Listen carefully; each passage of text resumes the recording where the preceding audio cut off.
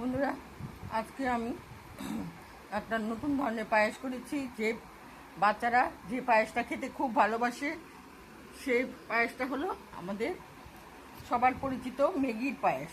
সেই ম্যাগিটাকে আমি খুব ঘন করে দুধ জাল দিলাম, তারপর ম্যাগি 20 টাকার ম্যাগি ঢেলে দিলাম, দিয়ে এই ম্যাগির পায়েসটা তৈরি করেছি। তাতে আমি কিশমিশ দিয়েছি, এলাচ দিয়েছি, তেজপাতা দিয়েছি।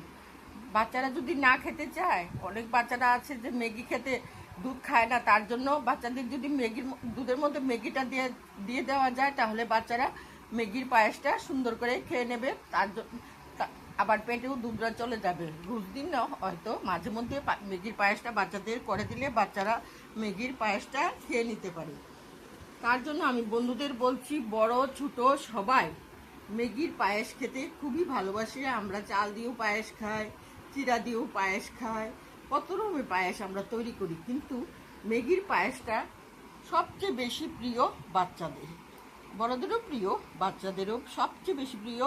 এই বলে আমি বন্ধুদের বলছি যে যদি আমার এই ম্যাগির পায়েসের ভিডিওটা আপনাদের পছন্দ হয়, তবে ছোট্ট করে একটা লাইক আর কমেন্ট করতে ভুলবেন না।